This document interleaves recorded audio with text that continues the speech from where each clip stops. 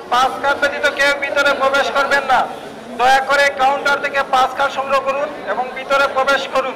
এই দৃশ্যটি Sylhet MAG Usmani medical college হাসপাতালের। এভাবেই মাইকিং করে সেবা নিতে আসা রোগী ও স্বজনদেরকে সচেতন করা হচ্ছে। রোগীর সাথে সাক্ষাতের সময় বিকাল 4টা হতে 6টার মধ্যে আসবেন।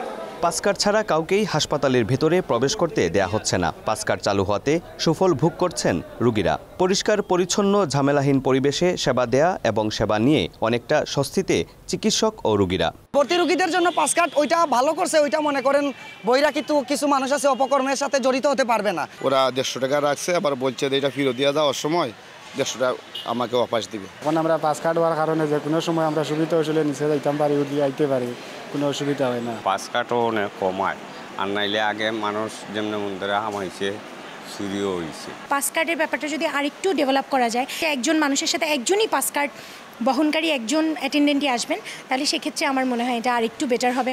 আনসার সদস্যরা পাস কার্ড দেখে রোগী ও স্বজনদের হাসপাতালে প্রবেশ করতে দিচ্ছেন। যখন আমরা দাঁড় করাই যে ভাই পাস কার্ডটা কই, উচ্চবাচ্য কিছু করে না।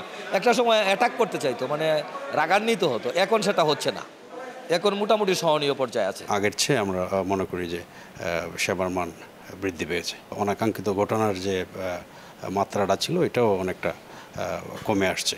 এমন অবস্থায় নতুন নিয়মে সেবা নিতে আসা রোগী ও স্বজনদের মানসম্মত ও নিরাপদ চিকিৎসা সেবা নিতে ফেরতযোগ্য 150 টাকা দিয়ে পাস কার্ড সংগ্রহ করতে হচ্ছে।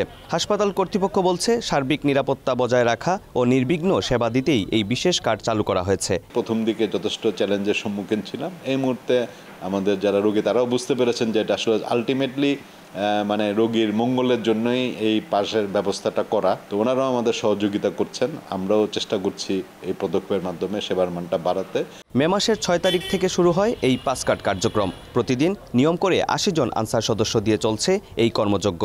কর্মকর্তাদের জন্য সকাল 8টা থেকে 9টা এবং 2টা থেকে 3টা প্রবেশদ্বার খোলা থাকছে। 500 বেডের এই হাসপাতালে গ্রীষ্মকালীন 4টা থেকে 6টা এবং শীতকালীন 3টা থেকে 5টা হাসপাতালে সাধারণ দর্শনার্থীদের জন্য উন্মুক্ত থাকবে।